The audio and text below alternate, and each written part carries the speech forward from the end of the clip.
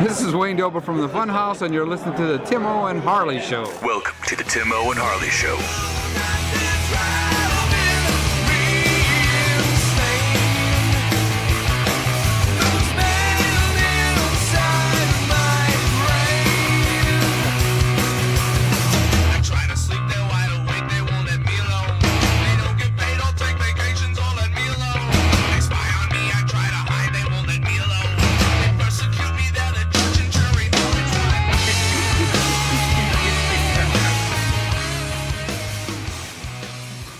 Thank you for listening to the Timo and Harley Show. I am Timo. Over there is my partner in Mindcrime, Mr. Ben Harley. Say hello, Harley. What is happening, people? Ben, hospital visit, Harley? What the hell happened? What happened? Oh, yeah, Timo. My daughter, Ruby, who I'm sure, I know you've heard me speak of. But yes, my daughter, Ruby, who has spina bifida, and so she had a little... a seizure on Sunday on the space-time continuum. So far, she's in the hospital right now. We're trying to figure out what caused it, or she has a shunt, Timo, so that could be malfunctioning, but so far it's looking like it's fine. But the neurosurgeon was in yesterday, and she's got an MRI scheduled and a bunch of other things they've put her through. But yeah, we'll find out. Hopefully everything will be fine. We'll get her on the mend. Well, and plus she has autism too, right? So that makes everything a little bit more challenging. Yeah, they mentioned that she, has a lot of precursors for having seizures. So it's kind of like they're surprised that she hasn't up to this point. So, as you know, Timo, with Corey and stuff, there's ways of combating those. Yes, and I'm sure there's very good ways out there. Yeah, you just need to find the right medication. But Corey, yes, my son Corey, who has cerebral palsy, which is not the same as spinal bifida, but just as much fun. Yeah, he had seizures when he was young, so I feel for you. Yeah. I know what this feels like, and I know Angio especially knows what this feels like too. So I'd give her way more credit than me, but I do understand what you're going through. So yeah, she had a mild one once before when she was little, and we thought that maybe because the shunt had malfunctioned at that point, so that's why we kind of thought maybe this time the same. But it's been 6-7 years. She's 12 now, so so she'll. I said we'll figure it out. They'll help get us going, and but yeah, any prayers and stuff that's always appreciated, and good well wishes and stuff. Very good. Yeah, we'll send them Ben Harley's way via Ruby Harley. Yeah, there you go. She's strong like bull, Timo, so she'll be. I bet. Yeah, absolutely. She's been through a lot. So. Well, I tell you what, these kids with a couple of issues are pretty tough to begin with. They are to get through. I mean, like if somebody makes fun of me, like my giant muscles, my tiny manhood, anything like that, I crumble like a house of cards. These kids are like, get over it, you able-bodied pussy. Exactly. Whoa. Yeah, whoa now, hang on. So then they beat me up and take my lunch money. So, but they do. Yeah. Tough like kids, but Ben Harley, all thoughts and well wishes. Thank you, thank you for asking, and yes, I appreciate it. Right, and you had a snafu this week. I had a snafu this week too. Yes. Okay, it's almost as huge as what? Not quite. Don't get all over. Almost as huge, but on IMDb. Yes. Okay. Now sit down. Okay. All right. You've had enough. Had enough trauma this week. Let me tie my shoes on. But I can't. There's no way I can get around. I can get around this. Okay. Okay. Yeah. On the IMDb page, I do believe it's on Frankenstein, the Boris Karloff Frankenstein. I do believe in the little tidbit trivia thing, which I like to go to and look at and stuff. But sometimes Ben Harley, I go, well, at least that's what Amazon says. Yeah. Or not Amazon, IMDb. At least that's what IMDb says. Yeah. So I'm just kind of looking down, and there is I actually reported this. Okay. That's how pissed off it made me. It actually said that the Bride. That was it was. The Bride of Frankenstein. Okay. The Bride of Frankenstein, apparently the title of it, according to some Nimrod, some dope shit on IMDb, which they allowed through, claim that the title of Bride of Frankenstein settles the monster's name debate. That's what it says on. No, well, okay. It says, well, you got to see, it just settles the debate. It's like, have you seen the movie? No, it doesn't. The woman is all after Henry Frankenstein. Yep. And then that's the kind of the weird, icky point of the movie, right? Otherwise, it'd be Bride of the Monster, which Ed Wood put out 30 years later or 20 years later. Come on. Oh, mini chagrin. I hit report right away. I was like, no. That was just wrong, though. It bothered me, though, Ben Harley. It's kind of the way the world is today. And it bothered me. It's just like reality doesn't matter as long as it fits your reality or something. Right. I don't know what it is anymore, but it's like, no, it's just wrong. Listen, if somebody wants to come up to me and say, well, Frankenstein is a nickname for the monster. Oh, okay. Because I can't argue with that. Yeah, that's a fact. I get you. That sounds, whether I like it or not, that's a fact. Okay? It doesn't matter. You can't, it's like people saying, he's not my president. Yeah, he is. Actually, you might not like it. You might hate it. It might crawl under your skin, but I bet you're the same person that calls the monster Frankenstein, which crawls all under my skin, but it's a nickname. It's a fact. Right. It's a fact. These are facts, and we don't deal with facts anymore. Oh my God, Ben Harley. Don't let facts get in the way, Timo. No. I went more gray. Gray when I saw it. I'm just like, you got to be kidding me. Now, there is one of the canon Frankenstein. Canon as in, legit Frankenstein. Not canon as far as Golem Globus. But that they do say, one of the guys says that it's got to be so bad that even some people started calling the creature Frankenstein. They do say that in one of those films when the townspeople are talking. Sure. And, okay, it's a nickname. I get that. That's fine. But I think a learned person in horror who calls the creature Frankenstein really should check their own credentials at the door before they come in, So it's like calling the alien an alien Stanley. Why not? Or how about we call it Ripley? Ripley, there you go. Maybe we should call it Ripley. Or Ash, because he's the one that brought it in. Could be Ash. Why not Ash? Right, yeah. Why not? It doesn't matter. Who's the guy it hooked on to? Who was the guy that he hooked on to? John Hurt's character. Yeah, I can't think of his name. I just watched it too, Timo. I can't think of his name. He's got a real good name too, and I can't think of it. But anyway, Anyway, so you had a bad week and I had a bad week. Let's try to get through this. That's right, Timo. Yes. All right. We will. We will persevere. Right. We will march forward. Yeah. I would like some of those thoughts and prayers my way. And I am definitely teasing. You know that. But it did upset me. I was like, on IMDb of all places, like in the trivia, that's just wrong. And that's just it drives me nuts. Anyway, I'm going to go through some stuff that I watched through this week, buddy. Ben Harley. It's been crap weather where you're at. It's been crap weather where I'm at.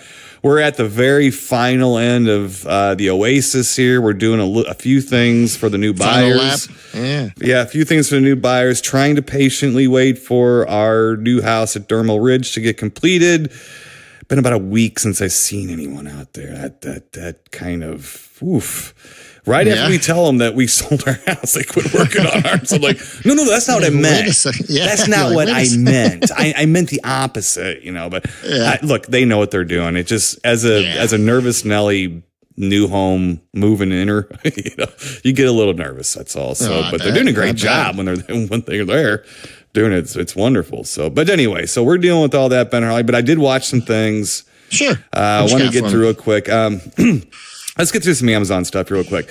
The Telltale Heart from 1960. Oh, really? Yeah. Okay. So it's who's in that, Timo? I'm sorry for this is Lawrence Ashley from The Crawling Eye is in it. This is a 1960, I believe it's British, low budget, completely reimagining of the Telltale Heart. I've never seen this before. This is a deep Amazon, really deep Amazon movie. So this isn't a classic or nothing like that. It's more about lust, betrayal, and backstabbing.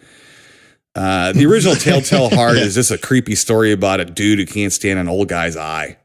Yeah. He's got a nice eye, but the dude don't like it. No, he doesn't like it. That's about it. So, but this is not that. This has more to do with a guy stealing another guy's girlfriend and that's how he decides to bury him, and the floorboards are covering him up. So anyway, it was all right though. It was all right. It was okay. It's again just a telltale heart on the deep Amazon. The deep Amazon. 1960. Yeah. It does have some good moments though. I mean, it's worth watching. I think you'd really enjoy it. Okay. Yeah, it's played with class. Not much money, but all the classes. They're kind of picture Dorian Gray class. It's not 2 hours long though. So okay, yeah. Because I've always liked the story of the telltale heart. Even I guess even though if it's a reimagining, I'm sure I'd still kind of dig it. Yeah, there's moments that are worth it. I think you'd like it. Yeah. I do. So look it up on Amazon. Okay. A couple other things. Yes, deep Amazon. A couple other things on Amazon I watched. 2 micro budget movies. Now, we have been criticized that we do not speak at all about independent films, which it's not true. We just speak about what we want to speak about. I don't see a lot of independent films that I want to talk about. Okay. But on Amazon Prime, there are 2 films, one called Bee Sting. Okay. And another one called Bee Sting. Yeah, like you get stung by a bee. And the other one is Bee Sting 2. Oh, okay. Okay. So Part 2. And I think Bee Sting 2 is called Bear Sting. It's called Bear Sting. Made in 2014 and 2016 in Macon, Georgia. Okay. Macon, Georgia. All right. These are micro budget movies. I would put these right there with if they were making hack if Kevin Strange was making hack movies today, it would look exactly like these basically. Okay. So it's but there's a little bit of writing there. Not that Kevin didn't have writing either. So there's a little bit of something different. Sure. But what made me keep watching was that I'll just explain real quick. The bee sting thing is this: a girl gets stung by a bee, and she might be allergic. So these other kids have to try to drive her to find a doctor for a bee sting, and they run afoul of cannibals. So the whole thing starts with the bee sting, and that's why they call it bee sting. Okay.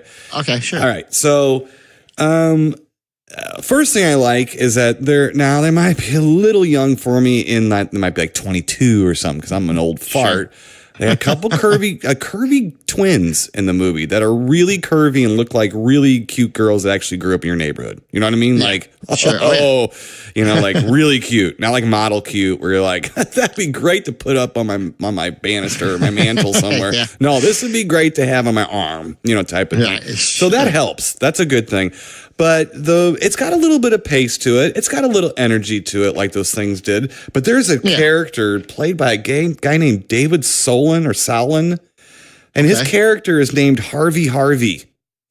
First name Harvey, last name Harvey. Okay, and he runs the camp, and he boasts about his 3rd grade education. Oh wow! And these are horror comedies, but this guy. Yeah. I mean, he's good. He just stands out, and you watch the whole thing for this guy because he's really funny. Yeah. I mean, it's good. So again, it's called Bee Sting and Bee Sting 2 Bear Sting. And the bear sting comes from the first film when the girl gets stung by a bee. The guy that runs the place goes, "Oh, for a bee sting? It's like it's a bear sting." That's how stupid he is. So that's what's kind of fun about it. But I would say these are indie movies. If you're don't waste a whole night on them. But if it's just like a Sunday afternoon, it's snowing out, which it tends to do this time of year, especially up in the Great White North where you're at and everything. It's kind of fun to sit there. I actually watched them back to back. I watched the first one. All I wanted to do was see the quality, and I was going to delete it. I was like, most of the time I'm not interested. This one kept me interested enough. So I thought that was kind of cool. So kind of fun. So on the deep Amazon, more deep Amazon, Ben Harley. I'm going to run through these quick. From 1933, Night of Terror. Oh, okay. Starring Bela Lugosi, Wallace Ford, who played Froso in Freaks. Actually, he also played Morelli in The Lost Patrol, which we just reviewed. Yes, we did. They also have a Babe Jensen who was in the Mummy sequels. This is a spooky old house whodunit movie with Bela Lugosi running around in like a turban type of thing, Oh wow! Okay. A lot of people in turbans have those Hungarian accents. So he was running around those. One thing interesting is that Lugosi's trying to scheme against a cop, and he tricks him into smoking a knockout joint. In 1933, starts smoking this thing. His eyes start getting kind of woozy when he's smoking it. And I'm like, hey, pass that back while I was watching it. Okay, next. This was just a Blu-ray Ben Harley because I just got this Blu-ray in the mail and I had to watch it. Had a lot of fun watching it. It was the 1981 film Hell Night. Hell Night, yes. I just saw a neat little poster on Hell Night. I don't know if it was a remake of it poster or was the original poster. Well, it didn't look like it. They redid the original poster art for the Shout Factory release, the Scream Factory release. Yeah. So that might be, although on the special features, they are making a remake. Oh, God. Why? Anyway, so, and as you know, Hell Night is one of my favorite all-time movies. You like you some Hell Night. I fucking love Hell Night. I think it's one of the most purest, perfect early 80s. It came out in 81. It's pure, perfect. It's not only is it feral guys running around in sort of a woodsy yard. Yeah. But it's also got a big spooky house. It has kids that are trapped in there, not wearing midriffs. They all have costumes on because it was a costume party or whatever. So I just love it. I think it's fantastic. I just think it's a fantastic horror film. And that's got what's his face in it, doesn't it? From Rock and Roll High School. Vincent Van Patten? Yeah, yes. Yep. Yeah. Linda Blair when she was really sweet looking. And curvy. You liked her curvy. God, I love her curvy. Oh my God, yeah. Whew. So anyway, I was even teasing Angie about that when we were watching it.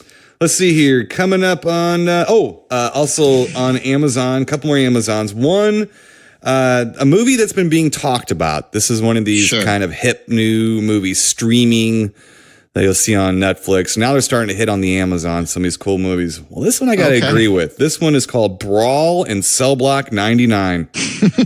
Okay. Starring Vince Vaughn and Don Johnson.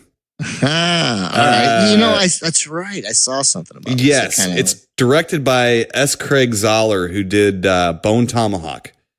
I would suggest this movie for you, Ben Harley. It is on Amazon Prime. Again, Brawl in Cell Block 99, starring Vince Vaughn. It's, I do believe it is a filmed version, either of a graphic novel. I'm pretty sure it is. It sure feels like one when we were watching it.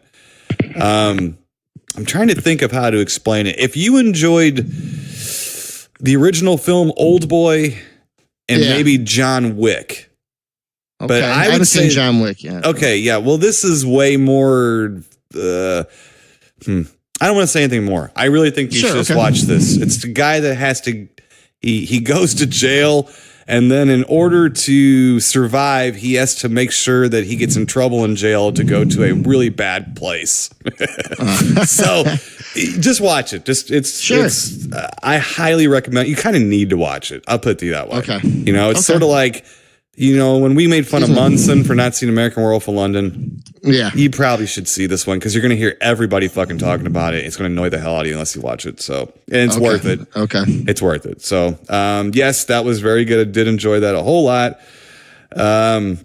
Also, Ben Harley on Amazon watched a movie called Hunting Ground. Yes. Hunting Grounds. I should say Hunting Grounds. Yes. I saw that. Oh, you did see it? You talked about it. I haven't watched it. No. So but I did see that and added it to my watch list. Okay. Yes. It's a guy and his son and a few friends. They go camping, hunting / whatever. And they're stalked by a Bigfoot. A gentleman, David Saucedo, I think his name is. He plays a character named Sergio in this, and he also plays a character named Sergio in one of our official films. So he's typecasted as characters named Sergio, I guess. Yeah. First 30 minutes I thought were kind of painfully boring, and then it gets kind of interesting, and then it devolves into below average horror to me. That's my opinion. Not the worst Bigfoot I've ever seen. It's another one of those deals, though, when you watch it, you're like, geez, the Patterson film just starts looking more and more real. Yes. You know, because these are good Bigfoots going on here, and it's still like, let's see here. Real quick, Ben Harley did watch, this is on DVD. Did watch, I'm on a freak out when it comes to Frankenstein. So I watched the 2004 Hallmark Channel version of Frankenstein starring Luke Goss, Donald Sutherland, William Hurt. Very true to the book. Yes. But it also adds universal tropes, which just, God, just the whole reason that people are watching something, they want to see the real version of Frankenstein without the universal stuff thrown in. Yeah. And they just don't get it. People just don't get it because once again, they use electricity to bring the creature to life. I keep telling you, he won't tell anybody how he did it. Yeah. In the story, you know, so it's like, but it's okay. This was 4 hours, Ben Harley. 4 hours? 4 hours. I'm pretty sure you think 4 hour movies are a myth. So I wouldn't bother. I wouldn't bother with that one. I would just let that one go. It wasn't, trust me, I watched it. It was fine, put together well. And I thought the creature was still too handsome. I still think he's too handsome. I think people are, the way I read it, this creature was ugly. I mean, Marty Feldman ugly.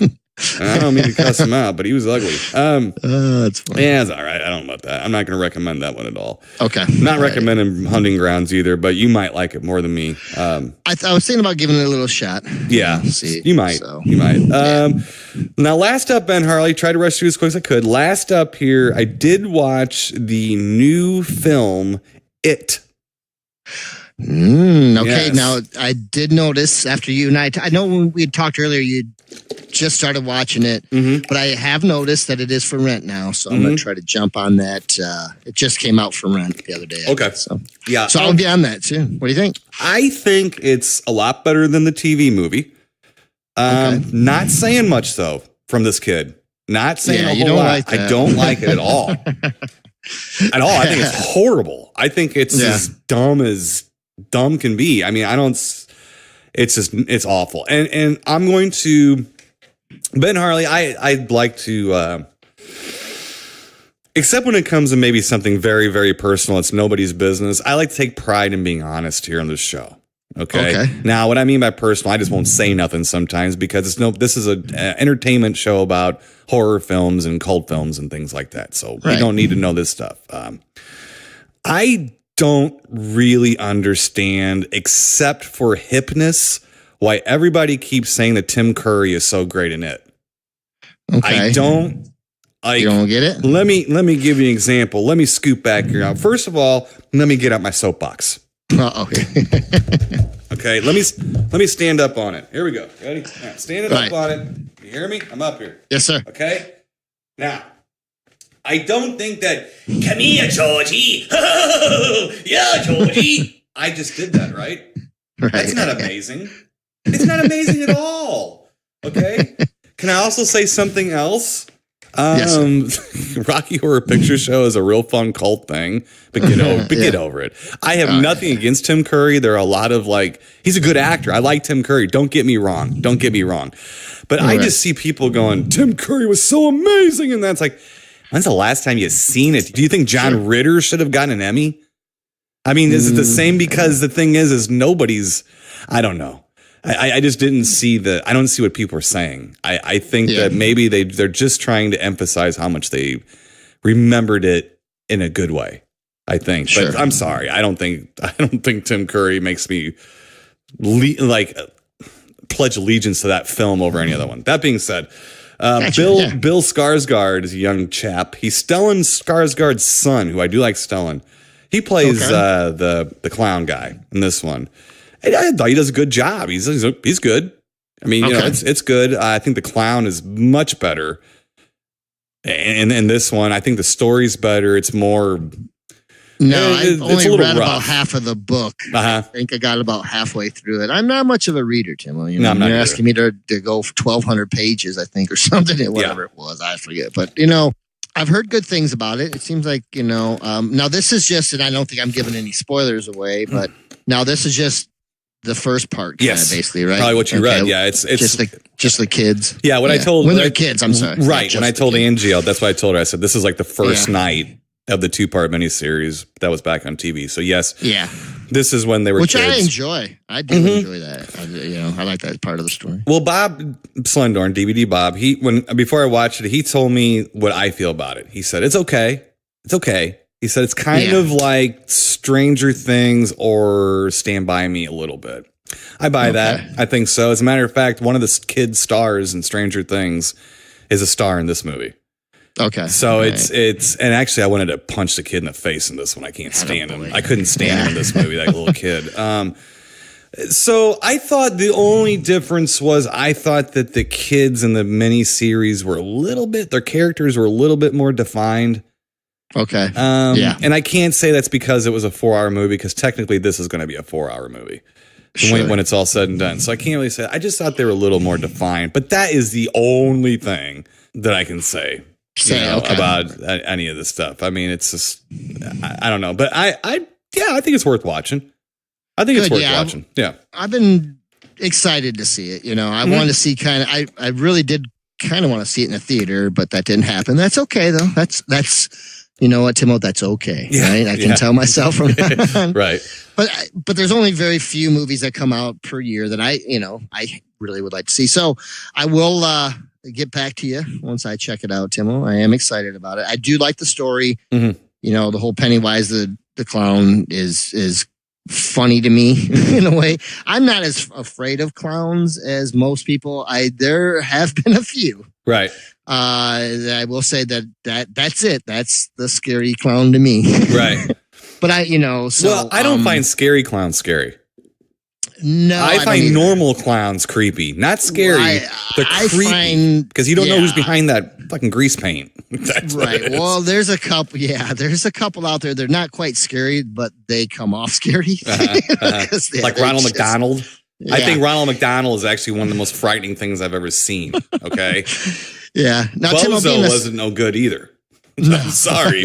These guys were creepy because I didn't know what they did off camera. So I was did not like it at all.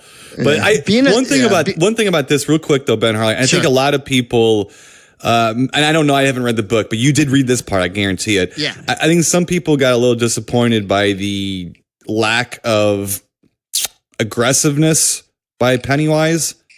And I think that if you watch the Georgie scene, I think you'll realize that the gloves are off. Okay. So there's no holding back. So I give a little credit for that. I don't know if people were upset. I have a funny thing. They probably were, because it was made for TV, folks. It's not. They couldn't do too much then with that. And I think for what they did was fine enough. Yeah. I happen to like that television one. But for me, I take it for what it is. It is a television movie. But I happen to like a couple of the kids that were in it. I thought the kids were good as far as the acting. And it translated pretty well to them in adulthood, I thought, too, as well. But no, I see where you're coming from. I can totally, And things have changed so much back then. That was so... It feels like a television show. It does. It just feels like it. Well, a lot of them. The more that I watch it, right. The older I get and the more that I've watched it. And I think we did it not too long ago, about a year or so ago. It wasn't that long. It was a couple of years, I think, but it's been, and it cost me to sell my copy at a show. I was like, oh God, forget this. But so, back then too, there was like at this point of time where it seemed like movies had become so milquetoast that you just had to identify the F word or a booby. Then you knew it wasn't made for television. Otherwise, it was hard to tell the two apart. Yeah. And that's not a good thing for either one, by the way. Now they're kind of separated, I think, again, because people don't realize is they can't figure out what is it. What is it that I can always tell if this is made for TV? It's the speed. Yeah. They shoot things for TV really fast. In films, they don't. It's not different today. It's not different. They film things really fast. Now they do a better job with better cameras and stuff. And, they try to make them look a little more cinematic. But they kind of looked, some of the shows looked cinematic back then if you compare them to what was coming out in cinemas at the time. So anyway, I'm looking forward to it though, buddy. I am. I think too with the old one, which we'll find out with the newer version, I think the ending too of the old one where people are like, huh? Mm-hmm. Which it is kind of silly. Mm-hmm. I'm not giving anything away. Right. I think a lot of people know the story or have read the book. Right. But you're like, huh? Mm-hmm. I don't really remember. That's okay. Right. No, I do remember the end of this. Yeah, I do actually. I was like, I don't remember. I was like, oh yeah, this popped right in my head. Of this one. Of this. It's like a spider alien or something. Like it looks kind of like a. Well, yeah, you're not. I remember that. I mean, it's from the first one, but we're not. Yeah, it's not. it makes you forget about that a little bit. It's not really much to that. So, but I think you might. It's worth you checking. I didn't love it. I thought I'm going to definitely check it out for sure. I thought it was okay. Now, for a brand new movie, watching it, going, that was all right. I mean, that is a triumph for me. For you, I mean, for like through my filter, if people want to know what I think about something, it's a triumph for it. I mean, it's not bad. Yeah. It's okay. So. Speaking of triumphs, Ben Harley, what do you got? Yes, sir. What do you got? What do you watch? You got stuff. You ready for me? Yeah, I've been ready. Let's go. Wow. Let's do this. Yeah. Man. Tim, I got lots of stuff, buddy. I'm going to have to breeze through some of this. Okay, here we go, Timo. I'm going to keep with, let's keep with the Amazon theme here a little bit, buddy. I've been, watching a lot of stuff on Amazon, and this is something I've been wanting to speak on for the last couple of weeks. It ran out of time. I did watch a little documentary called Long Live the King. Okay. And it's, I like Elvis, but it's not about Elvis. Okay. It is about our giant friend, King Kong. Right? Our big ape friend, King Kong. And it's really good. It actually goes through, it's about 2 hours long, and it goes through the whole thing of the history of King Kong. Not just the original, though it does key mostly on the original. But it goes through everything, all the King Kong movies and television shows and cartoons and everything, all the way up pretty much to the Peter Jackson. It doesn't have Kong Island, so I think it's a few years old. So, but everything up to Kong Island for the most part. Right. And I mean everything, Timo. So really good. It has a lot of King Kong historians in there, but it's also it has Joe Dante in it. It has a lot of the gentleman who does The Walking Dead, and a lot of artists and other people that it had influenced throughout the years. But yes, if you get a chance, Timo, it's called Long Live the King. I think you'd really enjoy it. You might, I don't know if you want to watch it all at once. It's not bad. I watched it in two, so I enjoyed it both times. You know what I mean? I didn't get tired of watching it. I did see it. Now, is the person... Get you then. No, I saw it a while back. I actually put it back in my queue again so I could watch it again. It's been a while since I watched it, but I did watch it on Prime. Was it Frank Darabont that was on from The Walking Dead? Yes. Okay, because he was a production assistant on Hell Night. Oh, really? And one of the grips, or I think it was a grip or a boom operator in Hell Night, was a little guy named Kevin Costner. Oh, wow. Really? Yeah. That's awesome. He was asking for advice from the actors. I think he won that one. Yeah, I think he did. Yeah, yeah. But no, I did just put Long Live the King right up in there. So I'll watch that again, too. I think you'll enjoy it maybe the second time, Tim. I know what I really enjoyed about it, and I like I said, because they go through everything. They go through Mighty Joe Young. They go, and they... The whole time I'm cringing, I'm waiting. Here comes the 70s. Here it comes. And they actually, believe it or not, 75% of the people that they talk to are very kind to the 70s King Kong. I think it really influenced a lot of people. There's one wet blanket, and he's like, well, I just think that a lot of people say, well, I like it because it's hip to like it because Rick Baker was in it. Listen here, pal. I never knew Rick Baker was in that movie until a couple of years ago, and it's still one of my favorite movies. Now, I'm going to also tell you this.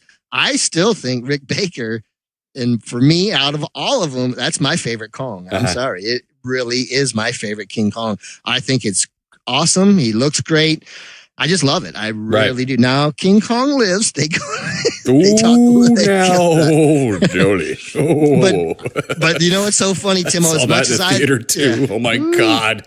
Yeah. Oh, go ahead. Sorry. They don't speak very kindly of that one. But what's so funny, Timo? They actually, they do King Kong Escapes. They do King Kong vs. Godzilla. Yeah. And as bad as King Kong lives that's nowhere near as bad as a King Kong from King Kong vs. Godzilla or King Kong Escapes. I hate to be like that. No, it's true, but those movies are way more fun. Oh, they're much more fun. Much more fun. I remember going to the theater seeing that going, is this a joke? This is a prank. I mean, I was like looking like this has got to be a prank. I mean, I don't know if you saw it in the theater, but I was like, they do kind of embarrassed walking out. I have to admit. the part where they go, you're using it this time, and they were comparing the movies that were out, like I think E.T. and other things or whatever that were out at the time, and you're like, you got 70s effects in the 80s, you got because they showed with him with the rubbers, alligators that he was eating in the swamp. Right.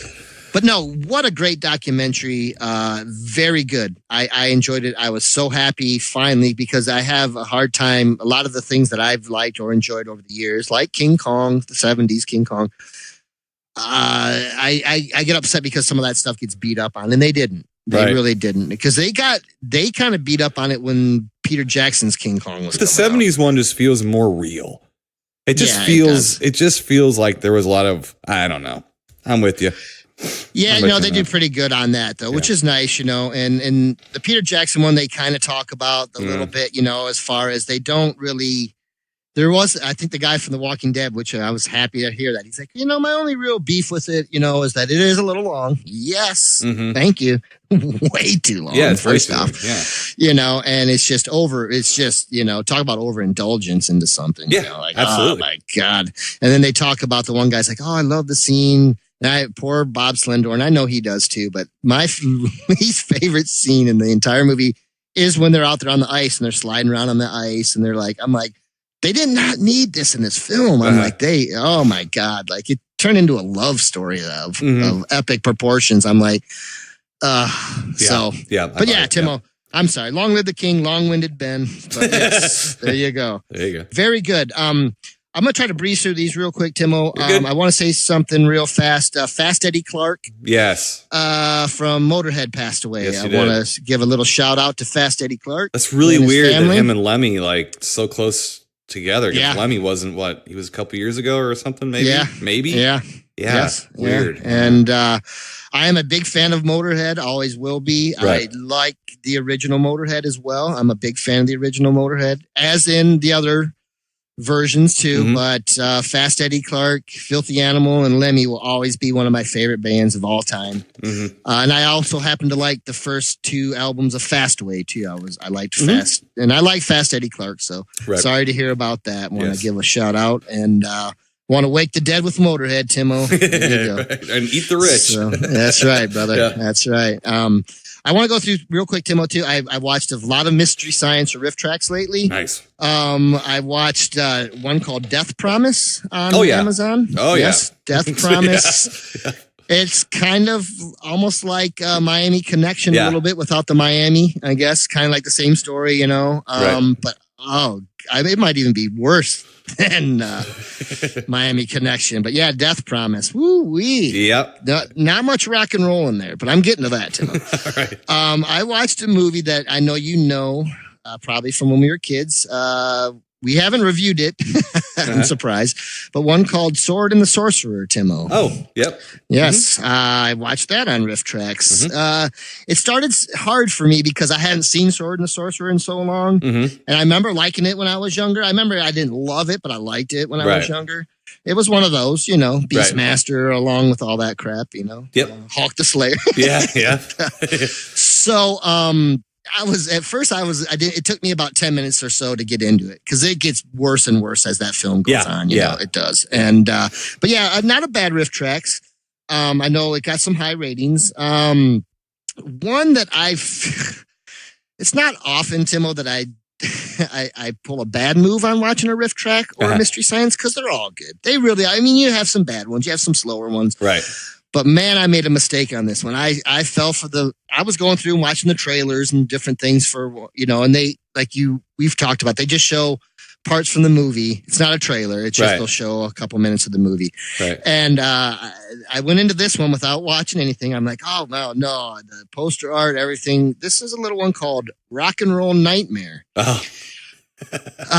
Starring one Thor. Yeah, what's his name? John Michael Thor. John Michael Thor. They call him John Mickle Thor sometimes, but from Thor, from the band Thor. Yes, the band Thor. Oh, one of the worst films. Better films on a pond, Timo. Yes. God, it's so bad. And they had stuff to work with, but I was just like, oh, this is terrible because I'm thinking Thor, Rock and Roll Nightmare, bad film. It's going to be great. We're going to see some old rock and roll. No, it's about them going to an old house to record. First, they say it's only 10 minutes of music, and then it becomes an album, and then, I don't know, it turned into a space odyssey. I don't know. But God awful. Yeah. Like, oh my God. It's like one of the worst films of all time, I think.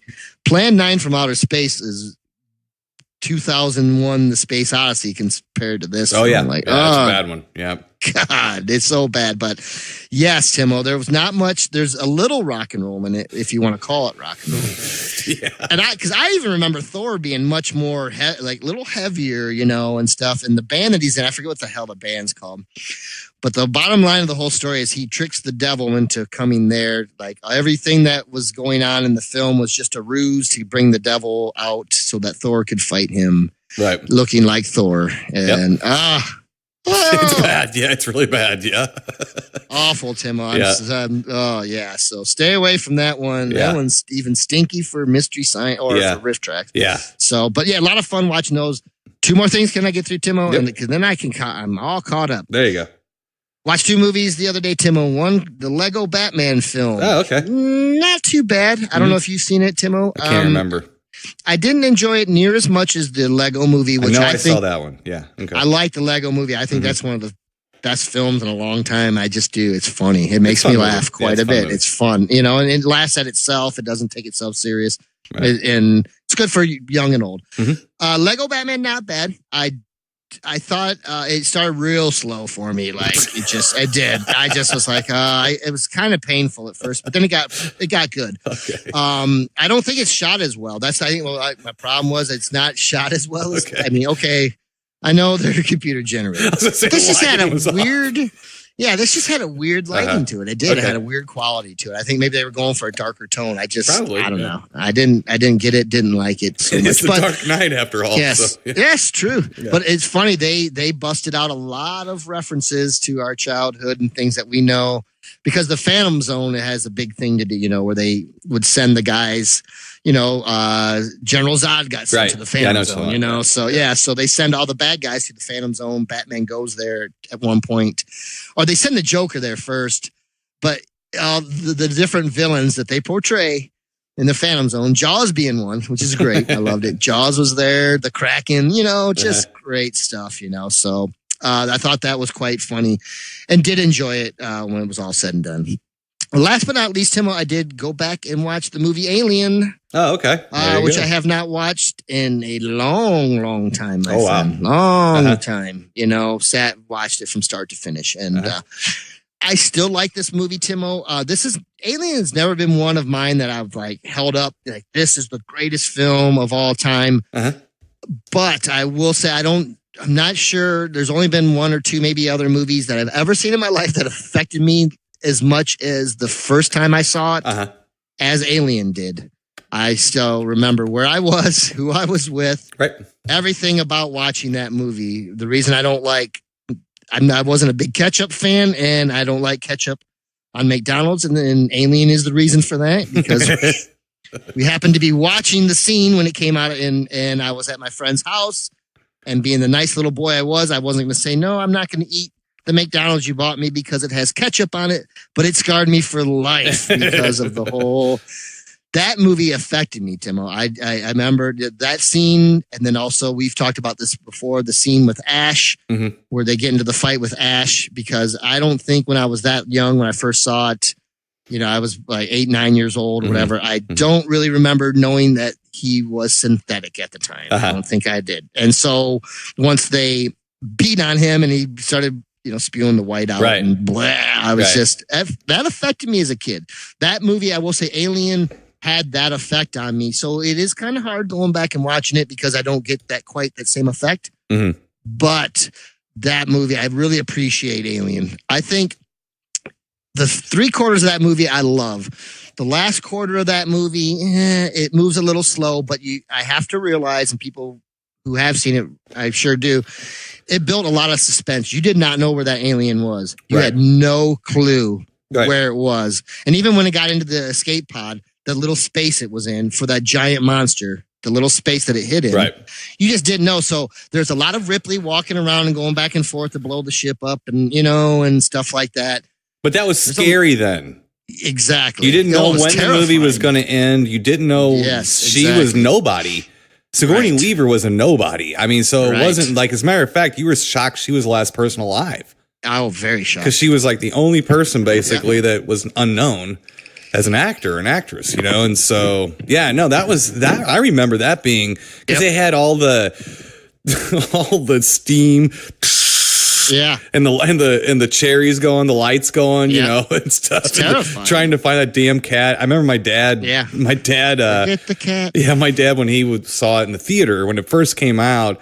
I remember him telling a friend about it, and he sounded like me, kind of. He said he spent the whole movie telling him to get away from the cat. Get away from the cat. The cat. It was the cat. He thought for sure the cat had everything to do with it. It was Jonesy, So you can imagine. I go through movies like that too. That's kind of funny. Oh yeah. It's like, it had nothing to do with the cat. But anyway, that was scary. I mean, that movie.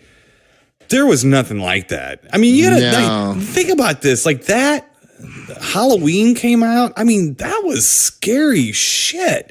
Mm-hmm. I mean, Prophecy came out right at that time, and that was the B movie of them all. Mm-hmm. That was scary when it came out. Now that one's a little more silly when you watch it now, but I'm sorry, Alien still holds up pretty good.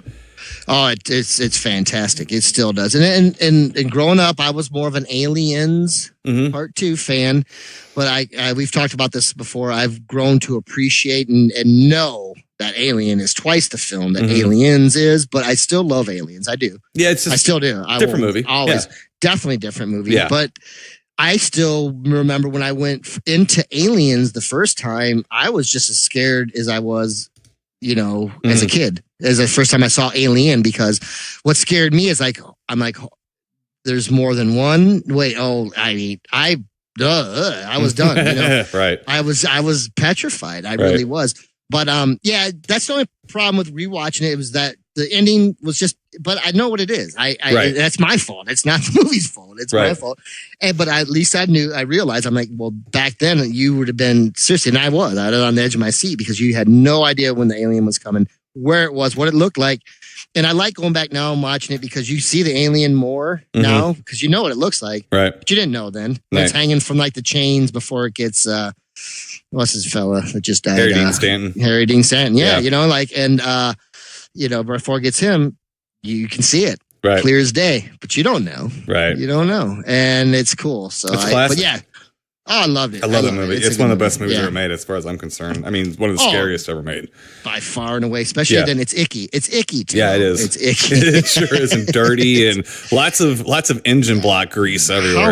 How many films copied that movie? Oh, everything did. Space films. Everything did, because nothing looked like it up until then everything looked like it afterwards. Yeah.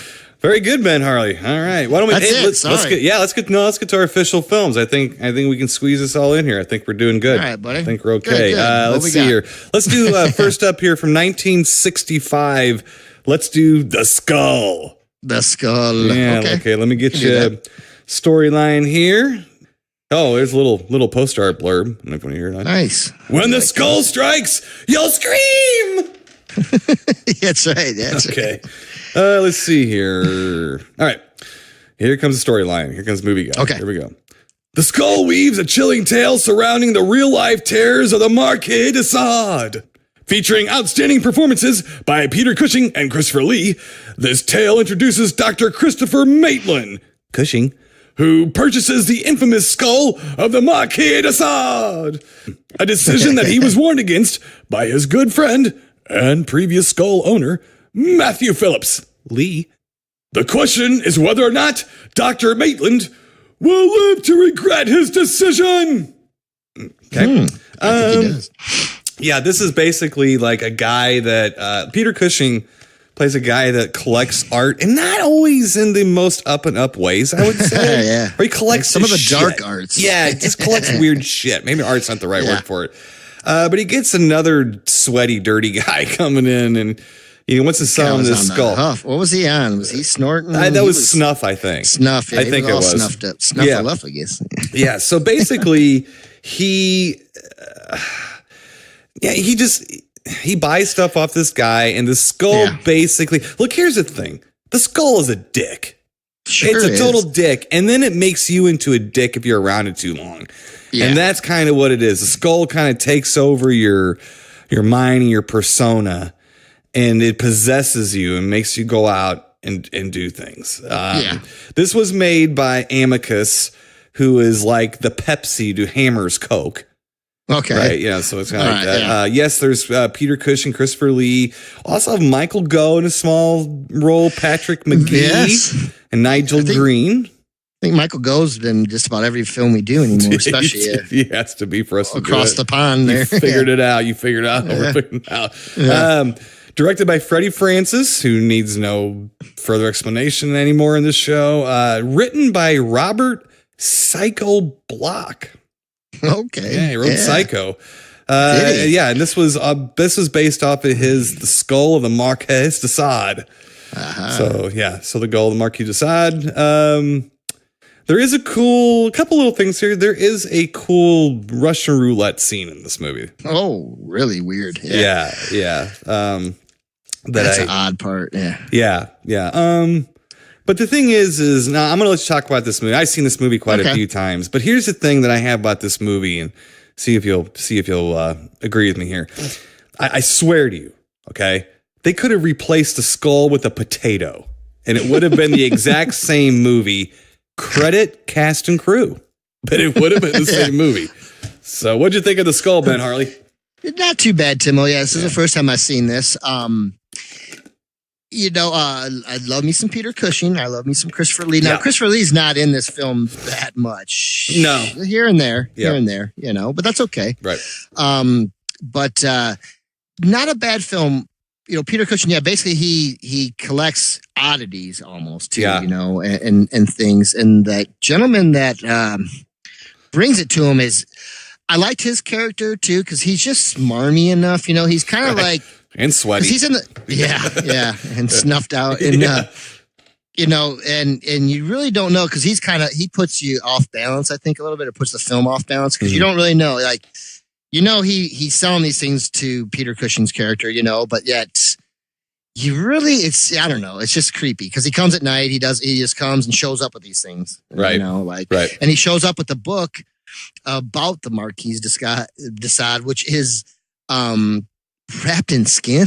Yeah, it's made of bound in skin. Yeah, it's bound in skin. Just like the Killer's Journal. That was my book. That was bound in skin too. That's right. Exactly. Whose skin we don't know. Right. But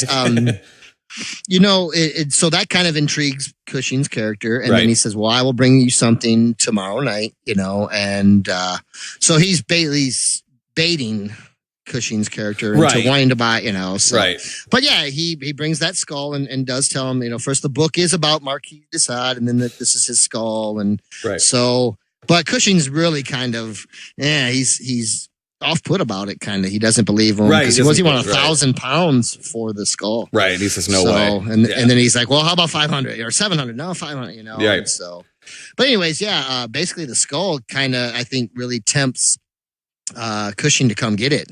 Yeah, after a while, right? And then Lee is the one who said he used to own it, but he had a little charm. He was the original owner.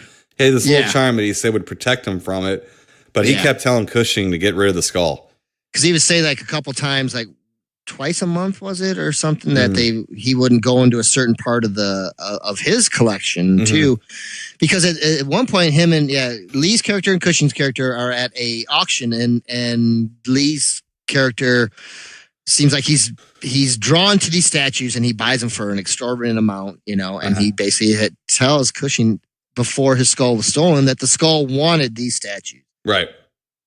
So then what does Cushing want after that? He wants the statues too. Right. And stuff. So but a good movie, Timo. I think it's acted well enough. There are a lot of long parts in the film where there's not much speaking. It's just acting, or things are going on, right? Which is okay too, and it didn't make it any that much slower to me or anything. Now I know I was happy for you, Timo, because right before the shot or the Russian roulette scene, there's a nice little hair flip. Oh, I tell you, Peter Cushing hair flip. Yeah, it seemed as if in some scenes, a hairstylist, most likely a inexperienced and naive hairstylist, was attempting to stifle the Cushing hair flip. You can't do it. You can't. Silly fool. No, silly. No, seriously, like we think about, didn't they teach him that in movie hairstyle school? You know, or maybe he skipped that day and got confused with the lecture on Gene Wilder. You know, I mean, you never know. But yeah, the hair flip, it did. I said to go, what the hell is a hairstyle? Oh my God, they're trying to spray it closed. It's not going to work. Yeah. It's not going to happen. No. You know, the other thing too is they really could have found someone better to play the Skull. I mean, it was a very stiff performance, and he kept looking right into the camera. He sure did, didn't he? You know, I mean, he did have, now speaking of looks, though, it did have the right look for the role. I admit that. So I understand why the casting director did it. But, you know, it's at first I almost thought it was Karen Carpenter. But then I thought, no. Oh boy, 2018. That's not funny anymore? No, I think it's funny. I'm sorry, Karen Carpenter. Yeah. Sorry, Karen Carpenter and John Carradine. So, I did it again? Did I do it? Yes, yeah, you did. I did it again. Yeah. I'm the fat dude making fun of skinny people. There you go. But all kidding aside, I think this movie's okay. It's all right. Yeah. It's just it's a typical, it's not Hammer, but it's one of those Amicus movies that borrows from Hammer's thriftiness, I guess. You know, in a way. It is kind of funny when the Skull starts getting roped around the set. Oh, it's floating around. There's like real tight rope strings or cords in an X pattern that I guess they're just being held in front of the camera, and they're pulling the skull with the camera to make it look like the skull's floating. I think that's what it is. I'm pretty sure. And it's kind of funny and silly. Angio even did comment, though, that there is, like, especially toward the end, man, there's about a 10-minute period where I think Cushing had laryngitis. They just didn't say much of anything. But no. I'm going to give it just a really super mild grape, babe. Because I love Peter Cushing. I'm a little angry at the hairstylist still because they were trying to combat that hair flip. And that's a bunch of bullshit. I mean, come on. You only live once. Let it go.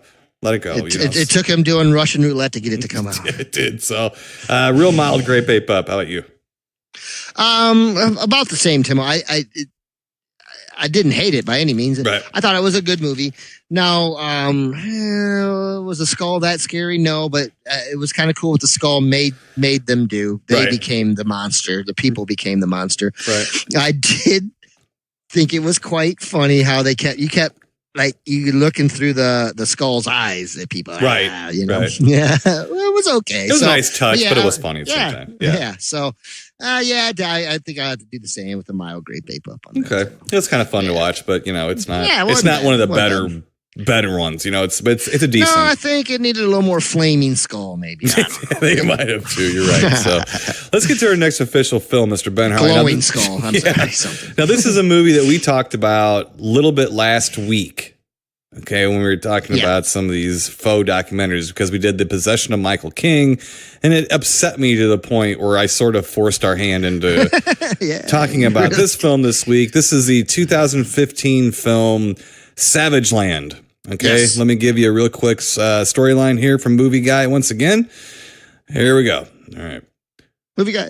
When a small town near the Arizona-Mexico border is wiped out overnight, suspicion falls on the lone survivor. But a roll of photos the survivor took that night tells a different story. Yeah, this is a faux documentary. Yeah. Now, when I watched this the first time, let me start by saying this. I watched this the first time a couple weeks ago. Yeah. I also did that with The Bridge on the River Kwai. Now, I'm not calling this film Bridge on the River Kwai, okay? But I am saying that I did want to see it again and review it. So there's something to be said immediately right then and there. Now, that being said, when I started watching this first time, not knowing a damn thing about it, just seeing you know how it is on Amazon Prime, you see the cover, you're like, well, that looks dumb. So let me hit that for 5 minutes so I can delete it when I realize how dumb it is. Well, I hit it and I was like, oh, it's a documentary. And I started watching it, and I'm about 30 seconds in, I realized I think that dude's acting. I don't think that's a real documentary. So I kept watching. Didn't take me long to realize this was not real. Yeah. But it also didn't take me long to realize this is really interesting. Yeah. You know, so it basically tells a story of a town near the Arizona-Mexico border that gets wiped out overnight. And there's one survivor. Wiped out meaning just shredded. Just torn apart, murdered, bitten, eaten, whatever you want to say. I mean, just the whole town, besides one guy. Yeah. One guy. Now, the thing is, this town was full of, let's call them, as my grandma used to call the cat that climbed the Christmas tree, a seasonal climber. These were undocumented workurs. What we used to call back in the 80s illegal aliens. They were people who were not in this country legally working, okay? Right. So they can't, so that's a big dynamic of this movie, okay? That there is some stuff about border patrol and the politics of the border and illegal immigrants and stuff like that. But it plays pretty prominently into this. You know, it really does. And the one thing is, I thought it danced a pretty tight rope and did a fairly good job of not going overly preachy. It does get preachy, but it doesn't seem like it just hangs on it forever. It kind of gives you a jab every now and then. I'm okay with that. Sure. People got opinions, you know. I mean, this is a little story to represent that opinion, even though it's a little bit more horror film. Now, here's the thing. So the whole movie is almost set up as like an episode of 48 hours or something, where it's like a TV news journalist show. Yes. And actually they do a good job of it. They do a great job of it. Yeah. They do. And so this guy keeps saying that he didn't kill everybody. He was one of the people being attacked, and that the attack came from the desert. People came, you know, and basically attacked the people, and the people, some of those people got up, and basically he's explaining what a Hollywood zombie apocalypse beginning would be. Is what he's explaining through this film in a way. I don't want to give more away than that, except to say, as the film goes on, they don't believe him, except for the fact the guy happens to be a photographer. Yes. And he took a roll of film from that night. Yeah, 36 exposures. Yes, and therein lies the horror, basically, of the movie. And then they start saying, and the movie starts with the first picture and goes in sequence and tells the story of that night. Yeah. Just like a documentary news show would do. Yeah. And shows it to you. It's a very clever, different way of, this is no Blair Witch Project, folks. No. It's not like that. It's not like that at all. There is no direct horror in this film at all. But there's a hell lot of creepy shit in it. Creepy shit. What'd you think, Ben Harley? Now that I finally got you to see the Savageland, what'd you think? Yeah, I like this, Timo. It's good. And a guy who watches lots of documentaries and quite enjoys them. Right. This is good. It doesn't feel.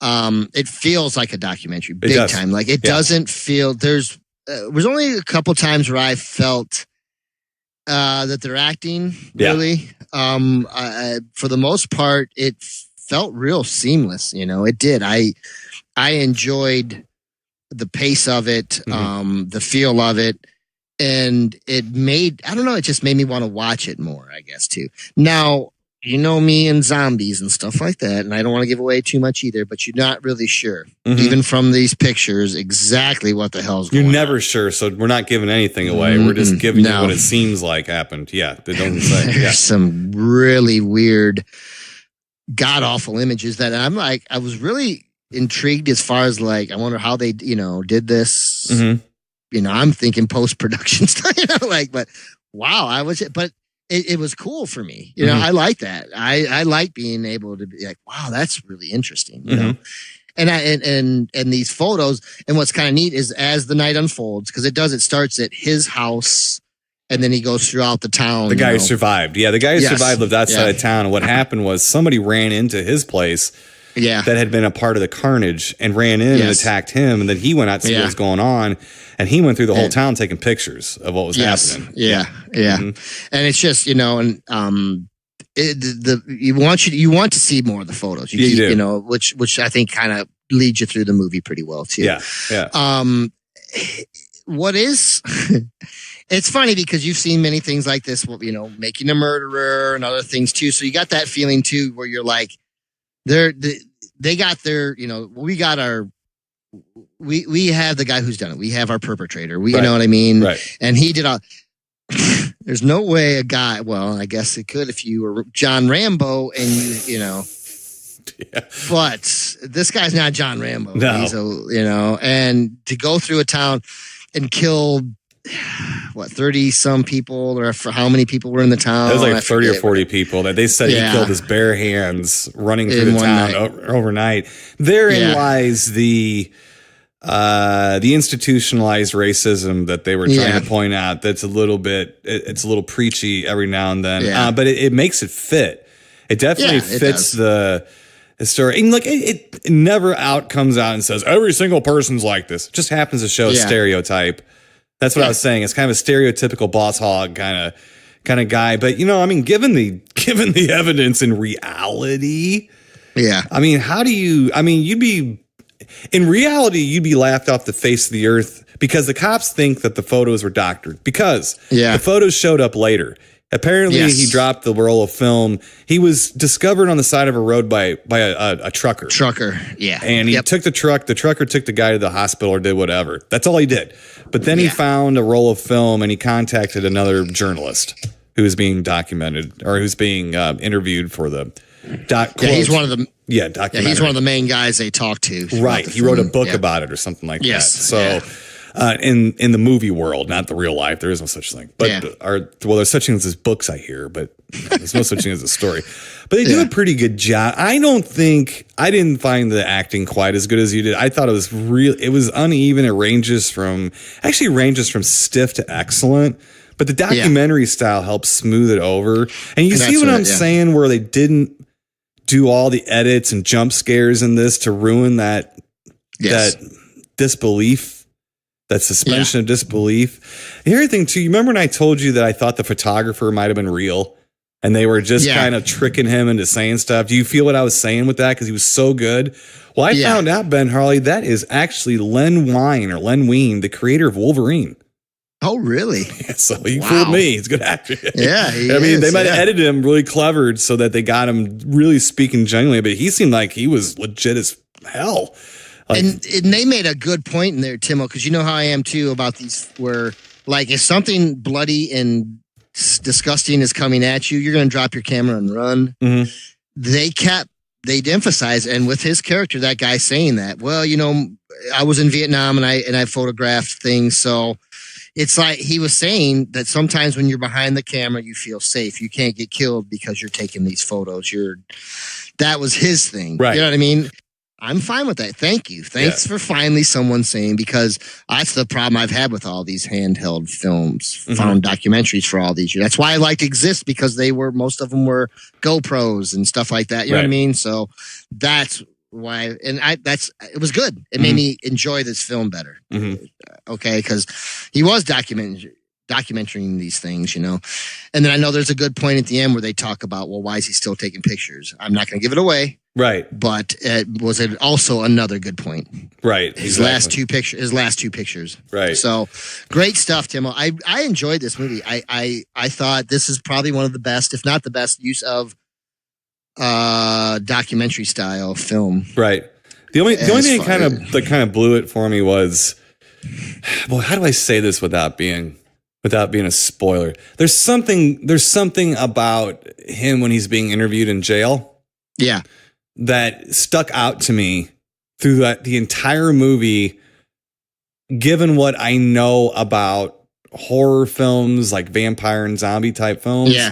Given what I know about those rules of films, there was something about him when he was doing the interviews that sort of stuck out like a sore thumb to me. I'll tell you off camera if you don't know what I'm talking about, but off air, I guess. Yeah. But it bothered me because to me, I just kind of saw, but then I think a normal person who isn't obsessed with things like I am, like these films and stuff, I think they wouldn't see what I was seeing. Sure. I don't want to spoil it. And that was really the only thing to me that was kind of a letdown, that, God, don't keep showing me this, because I know, and it's bothering me because it's almost as if it's going to be a twist, and it just keeps like pushing it right in your face or something like that. But anyway, I digress, regress, and get back to progress. This movie to me was just so entertaining and outstanding. It didn't make me want to throw up. It didn't put me at the edge of my seat. It's my favorite kind of movie. It's eerie. It's very eerie and very and you can see this happening. And this is the kind of horror film that is very realistic, because when it's put together like we're used to being bombarded with the shit off of computers and TVs. I mean, we're being propaganda's everywhere.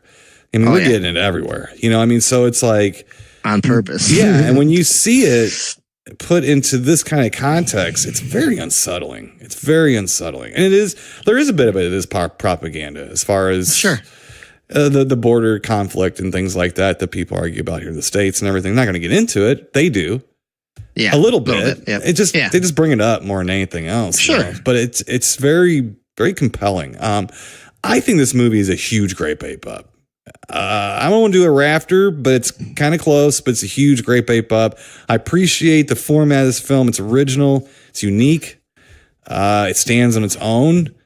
And they did. I gotta think these people, when they put this thing together, when they saw it finished, they were like, "That's about what I was thinking."